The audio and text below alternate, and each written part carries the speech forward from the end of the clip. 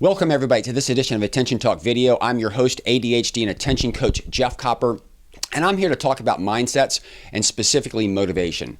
I've done other videos on motivation in a different context, but I find that many people have a mindset that motivation is what a person is supposed to do or what somebody wants you to do.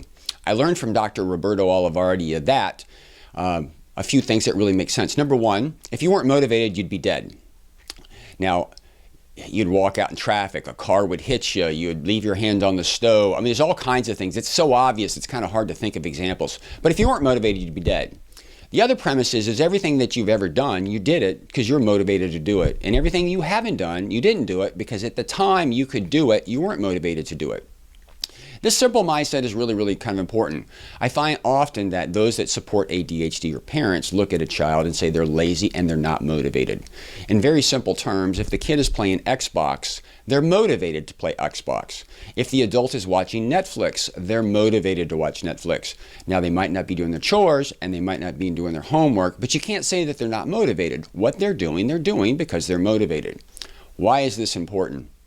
If you apply strategies to this situation and you don't address that they're actually motivated to do other things, I think that you can see where it takes willpower at some point in time in self-regulation for them to override the urge of doing what they're motivated to do. Now, self-regulation is the centerpiece of what ADHD is. So you're trying to ask somebody to use the thing that they struggle with the most to get over the thing that they struggle with the most. It's actually kind of crazy when you think about it. The idea here is if you begin to understand what people do is based off their motivation, and you can't change them inside, what you can do is you can change the environment to make it easier for them to self-regulate and or to pay attention to things that they might not ordinarily do. Now, that might take a little bit of effort to adjust that environment, but trust me, it's far more successful than just using willpower to grunt yourself over, or as I say, use self-regulation to overcome self-regulation. I mean, think about that. How crazy is that? What a mindset.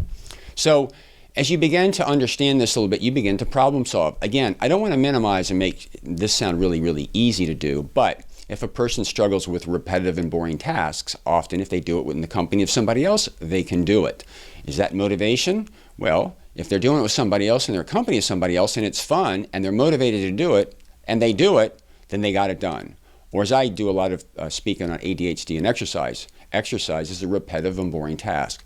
Few do it unless they're with somebody or they're listening to a podcast or watching TV or something like that. The idea is they're motivated to be with somebody to listen to the podcast or the TV. Exercise is a secondary activity. Anyway, this is an illustration today of how mindset has everything to do with it. And when I look at those with ADHD, they're as motivated as everybody else. You just have to take a look at what's going on and you have to problem solve for the environment. We hope you've enjoyed this video. Please subscribe to our channel by hitting the subscribe button. And please comment. I'm very anxious to hear your thoughts on this.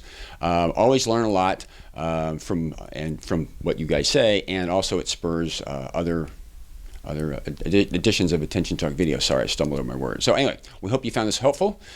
Catch you next time for another great edition of Attention Talk Video. Take care.